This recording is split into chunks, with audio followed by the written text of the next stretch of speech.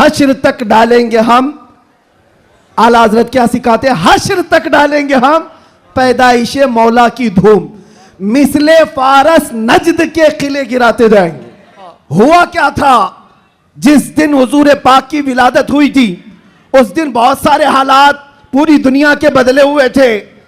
एक मुल्क शाम की नदी है वो सूख गई और एक सूखी हुई उसमें पानी जारी हो गया बरसों से, और ईरान का आतिश कदा जो 1000 साल से आग जल रही थी जिसकी पूजा की जाती थी, अचानक वो आग बुझ गई।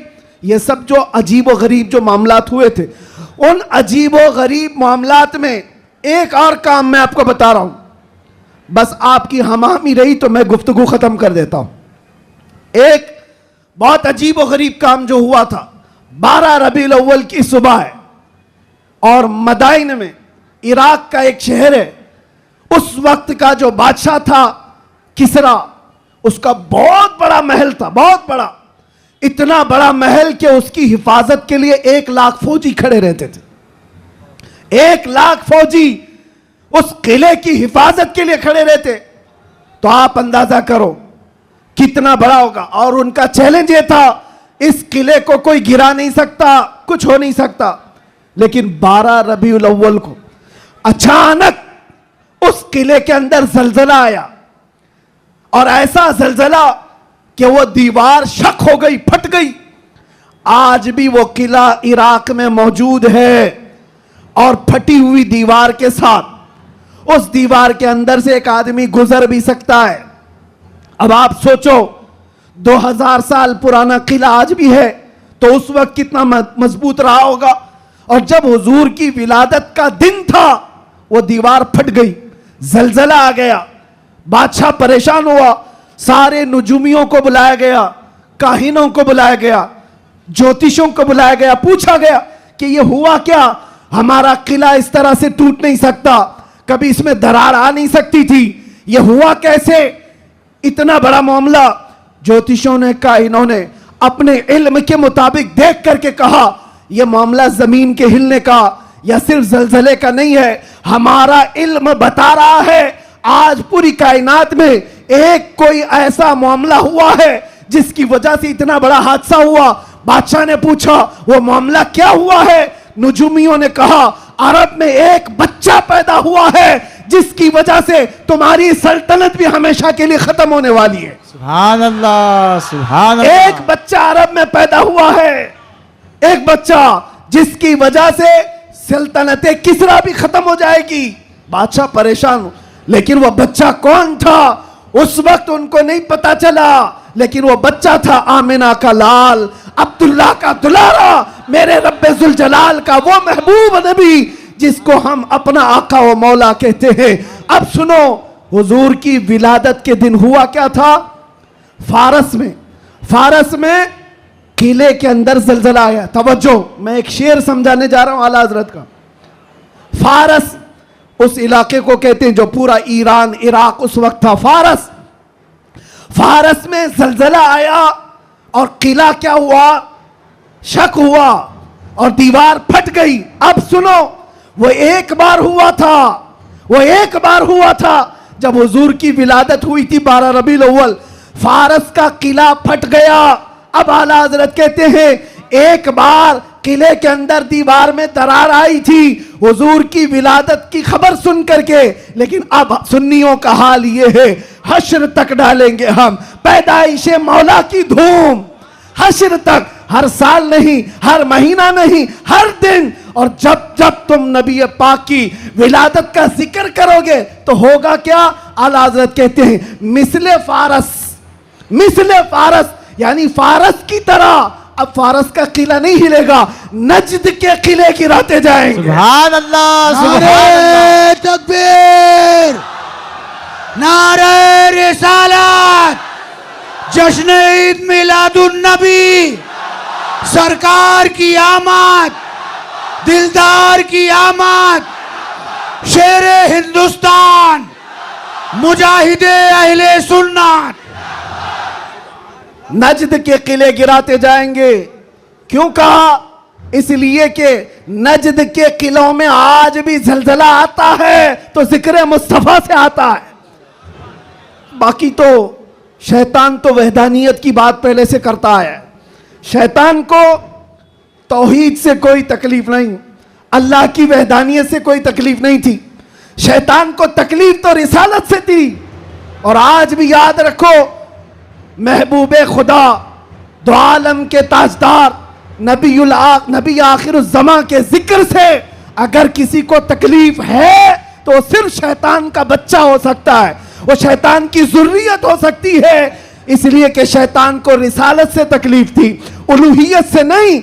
और इसीलिए शायर ने कहा, निसार तेरी चहल पहल पर हजारों ईदे रबीउल अव्वल, सिवाय इब्लीस के जहां में सभी तो खुशियां मना रहे हैं। सुभान अल्लाह, सुभान अल्लाह।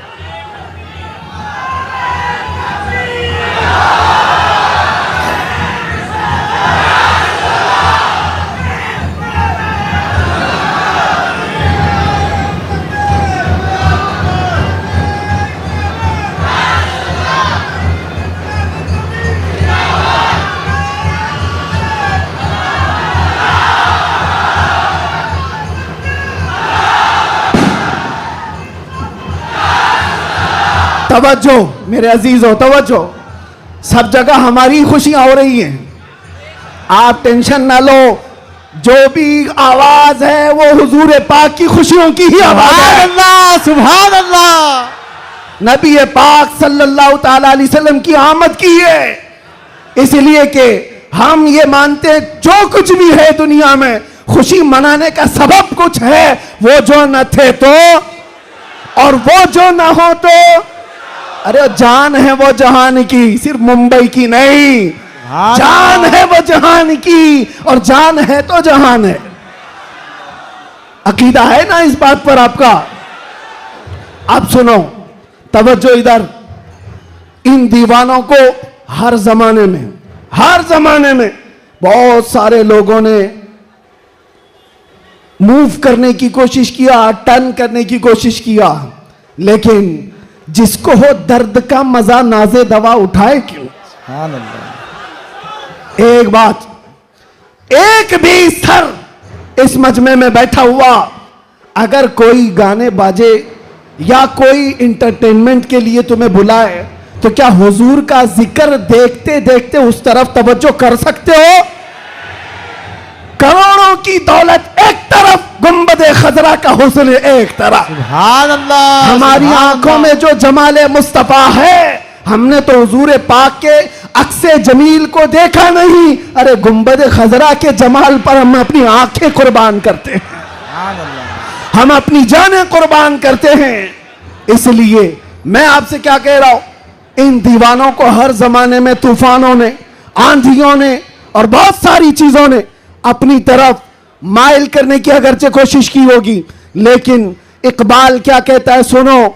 इकबाल ये कहता है, दिया जाने कभी यूरोप के कलीसाओं में तो कभी अफ्रीका के तपते हुए सहराओं में, आ गया ऐन लड़ाई में गर वक्त नमाज, किबला रूहों के जमीन बोस हुई कौम हिजाज। एक ही सब में खड़े हो गए महमूद अयास, ना कोई बंदा रहा ना कोई बंदा नवाज। सुभान अल्लाह, सुभान अल्लाह। आवाज उनको नहीं जा रही है।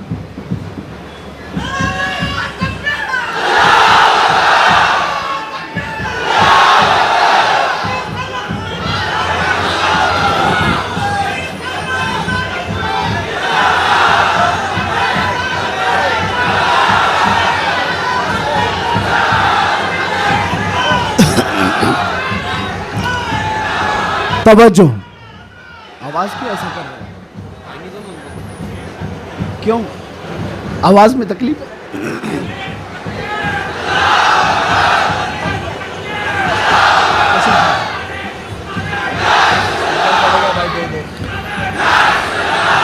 बहरहाल पीछे आवाज आ रही है, तवज्जो। बस बस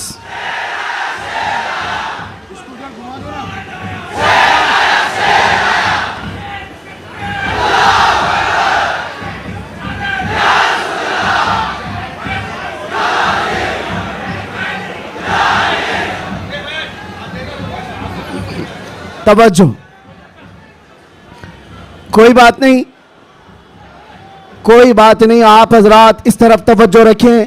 हमारा मकसद हो गया है, महफिल में जो इतनी गर्मी आ गई, यही हमारा मकसद है। हाँ भाई, सब लोग नौजवानों के अंदर जो जज्बात मेरे मुस्तफ़ा के नाम से हैं, हम इसी की जिंदगी देखना चाहते हैं। किसी अहरे गहरे नत्थु खेरे के नाम पर ये हाथ भी नहीं उठेंगे और जुबान भी नहीं खुलेगी। जब भी खुलेगी मेरे मुस्तफ़ा के लिए खुलेगी। बतला दो गुस्ताखे नबी को गैरत सुन्नी जिंदा है, उन पे मर मिटने का जज्बा कल भी था और आज भी अपना सब कुछ गुंबद खजरा कल भी था और मेरे नबी से मेरा रिश्ता कल भी था और बस हमारा मतमह नजर यही है। सुनने में तो ऐसा आ रहा है कि इनके स्पीकर फट गए, कोई बात नहीं, बहुत सारी चीजें अभी फटना बाकी है, कोई बात नहीं, ये हादसे होते रहते हैं बहुत सारी चीजें।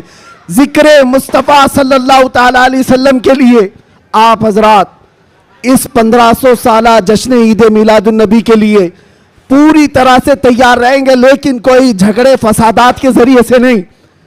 दुनिया जितना भी वरगलाए आपको फितने और फसादात से नहीं, बल्कि हुजूर पाक सल्लल्लाहु ताला अलैहि वसल्लम के उन अजीम अखलाक से इस मिलादुन नबी को मना करके दिखाना है।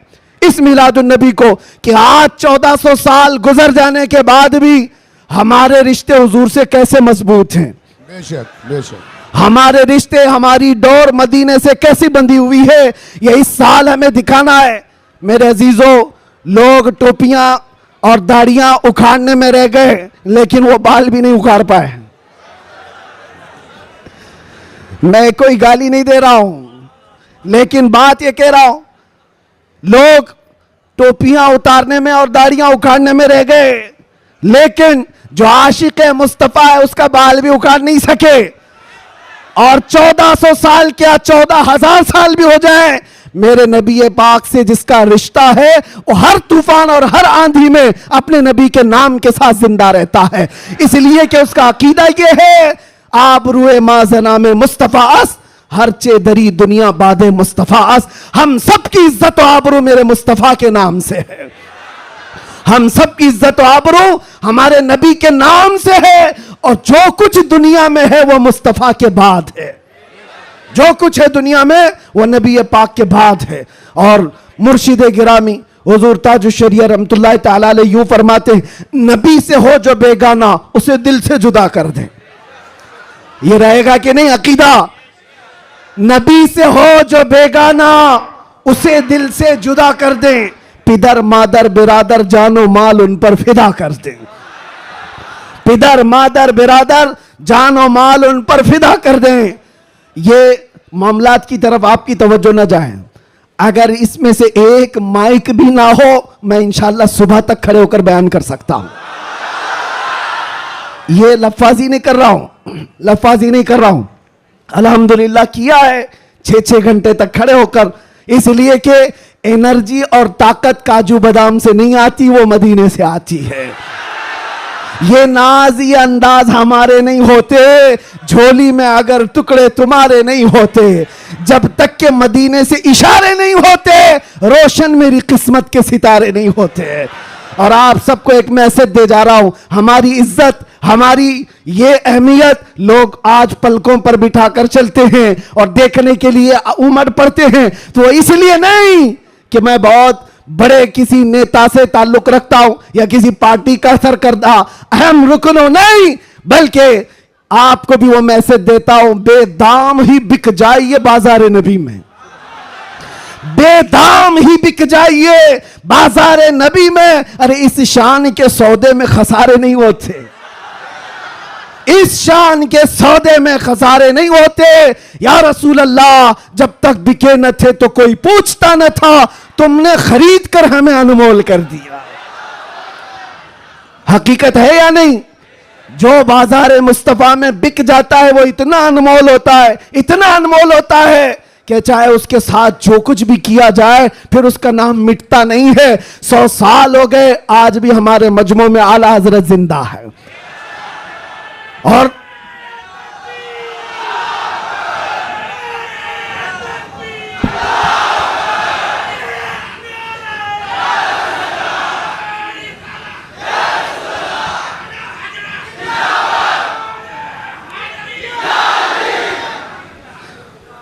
आखिरी बात, बस मैं ज्यादा देर आपको डिस्टर्ब नहीं करूंगा।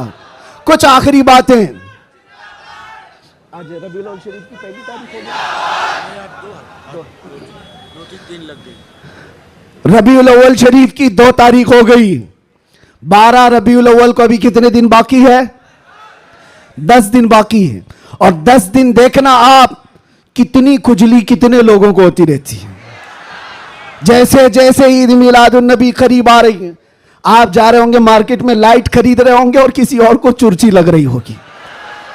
आप झंडे खरीद करके ला रहे हैं और किसी के सीने में चुभन भी हो रही होगी। ये सारी चीजें 10 दिन तक तो होती रहेंगी। इससे अंदाजा लगाओ मेरे अजीजों, हमारी तादाद बहुत कम है। हम बहुत छोटी तादाद में जी रहे हैं। हमको वैसे भी माइनॉरिटी कहा जाता है।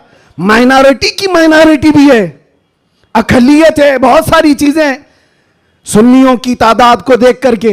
लेकिन फिर मुझे यह समझ में नहीं आता कि हर जगह इसी तादाद के लिए सारी चीजें बंदिशें क्यों होती हैं, सारी पाबंदियां बंदिशें। तुम इतने बजे निकलोगे, तुम इतने बजे बैठोगे, तुम इतनी बजे तुम ये झंडा उठाओगे, इतने फिट का, इतने फिट का। ये सारी चीजें ठीक है, लॉ एंड ऑर्डर मेंटेन होना भी चाहिए। लेकिन दूसरी तरफ दुनिया जो तुम्हारे चेहरों से तुम्हें दुनिया को डराती है, खास तौर पर मीडिया ये चेहरे दिखा दिखा करके दूसरों को डराते रहते, ये देखो ये ऐसे लोग हैं, वैसे लोग हैं। हम तुम्हारे झूठ को तो बरसों से सुनते आ रहे हैं, लेकिन उसके पीछे हमें एक बात का एहसास होता है, डराया उस कौम से जाता है जो जिंदा कौम होती है। जिंदा कौम होती है, इसका मतलब यह हुआ कि तुम हमें जिंदा कौम समझ रहे हो। हम तो समझ रहे थे कि मुर्दा है, लेकिन तुमने हमें हमारी जिंदगी का एहसास दिलाया है। लेकिन अजीजा ने गिरामी वकार, आप जिंदा कौम है, इसलिए जिंदा कौम है कि जिंदा रसूल की मानने वाली उम्मत है और जिंदा कुरान के मानने वाले लोग हैं और हय्यो कय्यूम खुदा के बंदे हैं। अल्लाह हमेशा से जिंदा है और हमेशा जिंदा, और कुरान जिंदा है या नहीं, और रसूल जिंदा है या नहीं, इस्लाम जिंदा है या नहीं। जिसका खुदा जिंदा, जिसका रसूल जिंदा, जिसकी किताब जिंदा और जिसका इस्लाम जिंदा, उसका मानने वाला मुर्दा नहीं हो सकता। जो रसूल को मुर्दा समझता है वह मुर्दा है, और जो रसूल को जिंदा समझता है वह सिर्फ इस रहती दुनिया तक नहीं, कयामत आने तक मौला उसका नाम जिंदा रखता है। आला हजरत हो, शरफुद्दीन बोसीरी हो, गरीब नवाज हो, गौसे आजम हो, सादी शिराजी हो, जितने आशिकों की लिस्ट निकाल के देखो, आज भी आप सादी शिराजी को जानते हैं? नहीं जानते होंगे, देखा नहीं होगा। लेकिन अगर अभी मैं पढ़ूं, बलगल उला भी कमालिही, कशफत दुजा भी जमालिही, हसनत जमीउ खिसालिही, सल्लु अलैहि व आलिही, ये कलाम जिंदा है या नहीं जिंदा है? एक आशिक रसूल का बोला हुआ कलाम, 600 साल पहले का कलाम आज भी जिंदा है।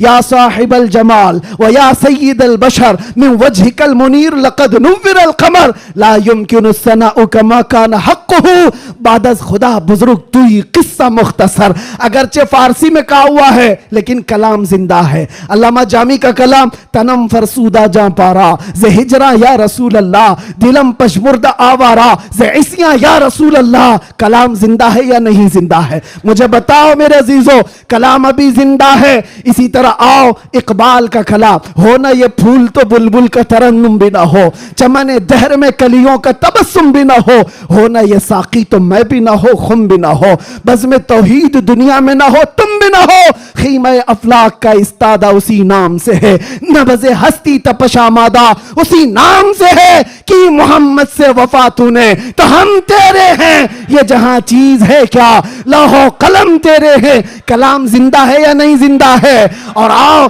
बरेली की जुबान क्या कहती है, वो कमाल हुस्न हुजूर है, वो कमाल हुस्न हुजूर है कि गुमान नक्स जहां नहीं, यही फूल खार से दूर है, यही शम्मा है कि धुआं नहीं। तेरे आगे यूं है दबे लचे फुसहा अरब के बड़े बड़े, कोई जाने मुंह में जुबा नहीं, नहीं बल्कि जिस्म में जान नहीं। बरेली का आशिक पुकार कर कहता है, क्या खबर कितने तारे खिले और छुप गए, पर न डूबे न डूबा हमारा नबी।